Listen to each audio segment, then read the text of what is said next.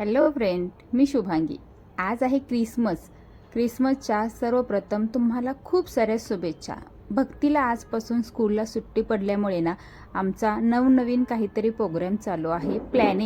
घरामध्ये प्लॅनिंग पूर्ण झालेलं आहे.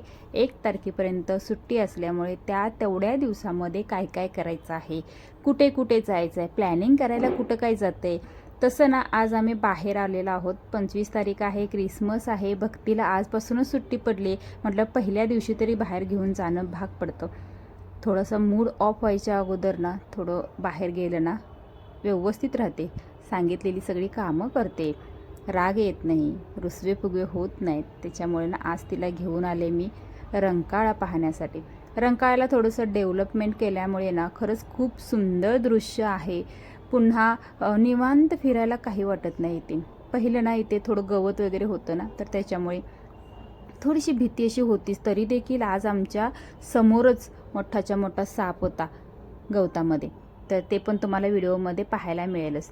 तर हे असं दृश्य आहे, शांत निळगार असं ना पाणी आहे. निळं का दिसते माहिती आहे का? कडक ऊन आहे त्याच्यामुळे. तर इथे ना पाणी वगैरे छान आहे, फुल्ल तळं भरलेलं आहे, तलाव भरलेला आहे आणि त्याचसोबत ना खूप शांतता आहे. कारण की आम्ही ना कडक उन्हामध्ये दुपारच्या टायमाला आलेलो आहोत. दुपारच्या टायमामध्ये येण्याचं कारण हेच होतं, कारण की सकाळी खूप थंडी असते, संध्याकाळी थंडी असते आणि थंडीमध्ये मी बाहेर पडू शकत नाही. मला मरणाची थंडी लागते, खरं सांगते तुम्हाला. नॉर्मलपेक्षा खूप थंडी लागते. त्याच्यामुळे कडक उन्हामध्ये आलो. एवढं ऊन ना उन्हाळ्यामध्ये म्हणजे मे महिन्यामध्ये मला सहन होणार नाही, पण आज ना एवढं भारी वाटत होतं, अंगाला शेकत होतं ऊन. त्याच्यामुळे मस्तपैकी आम्ही फिरायला आलेलो आहोत. तर ना सगळ्यात अगोदर मी तुम्हाला एक गोष्ट सांगते. मी जेव्हा आज घरातून बाहेर पडले ना तेव्हा 3 गोष्टी घरातून रंकाळ्यापर्यंत पोहोचेपर्यंत 3 गोष्टी आमच्यासोबत झाल्या. घरातून बाहेर पडल्या आमच्या दारामध्ये एवढे मोठे ट्रॅफिक. तिथून कसं बसं तरी एक 10 ते 15 मिनटं लागली माझ्या दारातून जरासं पुढे यायला. म्हणजे 1-2 किलोमीटरचा प्रवास पार करायला ना मला 15 ते 20 मिनटं लागली. ते एक झालं. त्याच्यानंतर थोडंसं पुढे आले, म्हणजे एक 7-8 किलोमीटर पुढे आले. तिथे ना भला मोठा खड्डा आणि तिथे आजूबाजूलाही काही लावलं नाही, काही नाही. त्याच्यामुळे बहरांगला तो पटकन दिसलाच नाही. असं मातीचा ढीग असता तर पटकन दिसला तरी असता, तो पण दिसला नाही. दुसरं ते झालं. त्याच्यामुळे एकदम पटकन ब्रेक दाबला. एका गाडीवरती आम्ही 3 जण. त्याच्यामुळे थोडंसं माझ्या पायाला दुसरी गाडी घासली. जखम वगैरे काही नाही झाली, थोडंसंच लागलं. ते झालं. तिसऱ्यांदा आम्ही आलो पन्हाळ्याच्या पन्हाळ सारखं जाते ना, त्याच्यामुळे त्याचं नाव सारखं येते तोंडामध्ये. रंकाळ्याच्या इथे येताना गाडी पार्किंग जिथं केली होती ते दुकान बंद होतं. 1-2 मिनटात आम्ही रंकाळ्याच्या वरती आलो, रस्त्यावरती गाडी पार करून, आणि ते लगेच आवाज दिले, ओ तुमची गाडी काढा. मग पुन्हा ती गाडी लावा रे, चालत जावा, परत घेऊन या. हे झालं. हे अशा छोट्या छोट्या गोष्टी झाल्या आमच्यासोबत येईपर्यंत.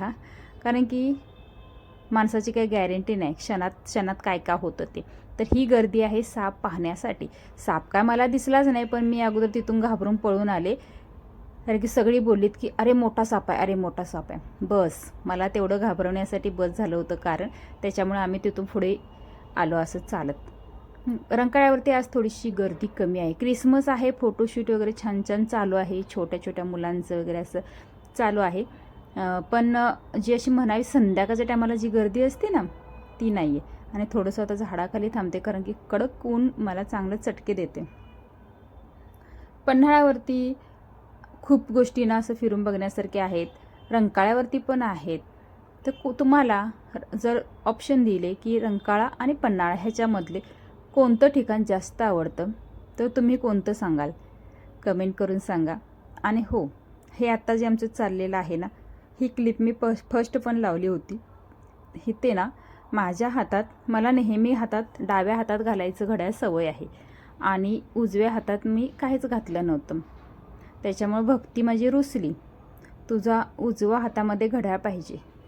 तर मला जे हे क्लिपवालं घड्याळ माझं आहे ना ते उजव्या हातात ना व्यवस्थित घालता येत नव्हतं, म्हणून भक्ती घालत होती, पण तिला ॲक्च्युली कसं घालायचं ते समजतच नव्हतं. म्हणून 1-2 मिनटं आम्ही इथं बसलो. बसण्यासाठी पण छान पेस केलेला आहे, मस्त वाटतं. आणि संध्याकाळचं वातावरण भारी असतं, पण मला माझ्या दृष्टिकोनातून विचार केला तर मी आता सध्याला संध्याकाळचं येऊ शकत नाही. आज पहिल्यांदा मी रंकाळ्याच्या तलावाच्या पाण्यामध्ये हात घातला. हे अशा रीते पायऱ्या उतरून थोडंसं खाली गेले, तेही गेट ओपन होतं म्हणून. तरी देखील मला धाकधूक होतं, ह्या पाण्यातून काहीतरी पटकन आलं तर. सगळ्यांनाच माहीत आहे माझं आणि पाण्याचं किती जवळचं नातं आहे ते. पोहायला येत नाही तरी देखील नातं आहे, कारण की मी जिकडे तिकडे जाईल ना तिकडे पाण्याशी मला थोडा तरी संपर्क हा येतोच. तर इथे ना मी 2च मिनटं थांबले, पण माझ्या मनामध्ये शंका अशा होत्या की बऱ्याच गोंधळ करत होत्या, म्हणून मी पटकन वरती आले. हां, ते तर झालंच. भक्ती मला म्हणते की तुझ्या मनामध्ये काय काय चाललेलं असते काय माहीत नाही बाई, अशी किती घाबरतेस तू. पण मला खरंच खूप भीती वाटते की कधी काय येईल माहीत नाही असं. तर इथे पाणीपुरी आपल्याला खायची आहे. आता तुम्ही सांगा, चमच्यानं कोण पाणीपुरी खातं का? तर हो, मी आज खाल्लं, कारण की माझ्या हाताला लिपस्टिक लागली असती म्हणून मी चमच्यानं पाणीपुरी खाल्ली. एक पाणीपुरी मी अशी चमच्यानं मस्तपैकी खाल्ली, तर थोडीशी आंबट होती, त्याच्यामुळे एकच खाल्ली. कोणाकोणाला आवडते? तुम्हाला आवडते का पाणीपुरी? मला तसं फारसं नाही आवडत, त्याच्यामुळं एकच खाल्ली. आणि नंतर मग भक्तीला घ्यायचा होता फालुदा. आमच्या घरात ना आमचा डॉन म्हटला तरी चालेल, भक्ती आहे, त्याच्यामुळं सगळं काही असेल ना तिच्या मनासारखं करावं लागतं, करायला भाग पाडते. हां, इच्छा नसली तरी. तर त्याच्यामुळे ना मुली ह्या अशाच असतात, हट्टी. तर इथे ना फालुदा वगैरे छान आमचा तयार करत आहेत ते भैया नाही येत, भैयाच आहेत. तर ना, कारण की भक्ती काका बोलली, मी दादा बोलले, भैयाच आहेत. तर इथे ना फ्लेवरवाला आईस्क्रीम वगैरे घेतलं नाही, तिनं जे तिला पाहिजे ते ती सांगितली आणि त्या पद्धतीनं त्यांनी बनवून दिला. आणि छान असं ना फालुदा वगैरे खाल्ला. मी जास्त काही मुलांना आज देणारच नव्हते, कारण की ना आम्ही सकाळी ना जेवून घरातून बाहेर पडलो आहे. बाहेर पडल्यावरती कोण जेवतं का सांगा? बाहेर पडायच्या अगोदरच आम्ही ना मस्तपैकी पोटपूजा केली होती, कारण की मी आज भाकरी बनवल्या होत्या आणि कोथिंबीरची भजी बनवली होती. हे सगळं ना मी असं का प्लॅन केला नव्हता की जायचं म्हणून सगळं वगैरे बनवायचं म्हणून. तर नॉर्मलीच आपण जेवण बनवतो ना तसं जेवण वगैरे बनवलं होतं आणि वेळ झाली होती दुपारची, त्याच्यामुळं म्हटलं मग जेवूनच वगैरे बाहेर पडलेलं बरं.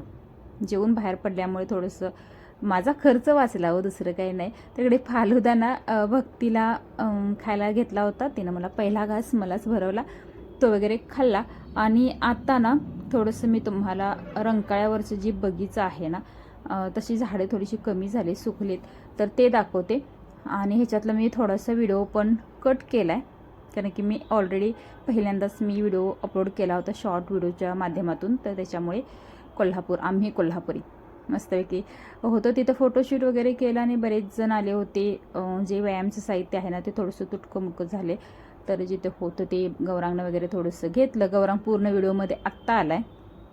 अशा पद्धतीने आमचं आज पूर्ण फिरून ट्रिप झालेली आहे. कसा वाटला आजचा व्हिडिओ कमेंट करून नक्की सांगा. खरंच